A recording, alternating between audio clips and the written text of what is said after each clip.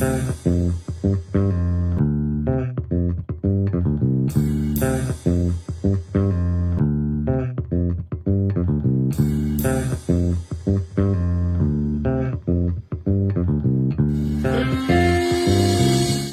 projet est basé sur un rêve, un pari que le grand changement nécessaire à cette époque clé de l'humanité est possible.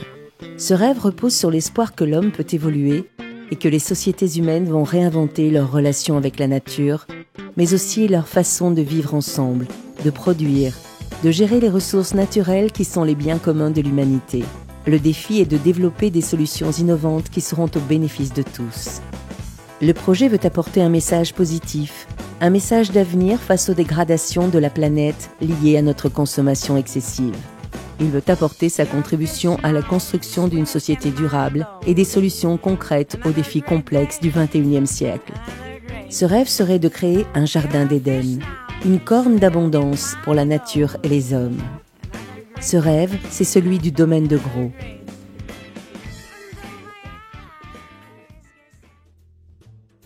C'est au XVe siècle, en 1492 exactement, que commence l'histoire de la seigneurie de Gros.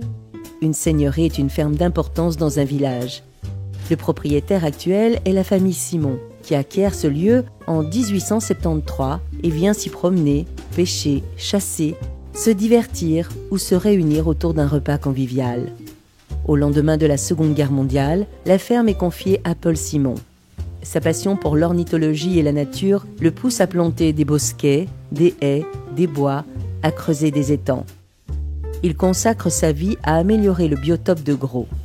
Autre époque, autres mœurs, la ferme est alors spécialisée dans la production de céréales, de betteraves, de maïs et de pommes de terre, utilisant les techniques les plus modernes de l'époque, les pesticides et les engrais de synthèse.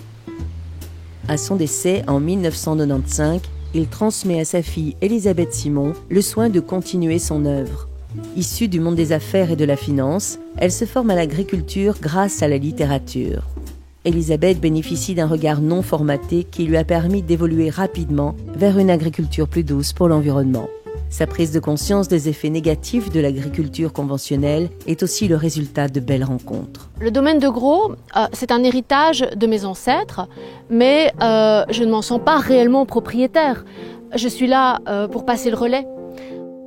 Développer ici l'agroécologie m'apporte beaucoup. Ce qui est intéressant avec l'agroécologie, c'est qu'elle remet l'humain et le vivant au centre de l'agriculture. L'agroécologie remet les gens au travail avec du matériel adapté, plus léger, et il y a des références et des bases scientifiques en soutien à nos réflexions. C'est une science qui est en constante évolution.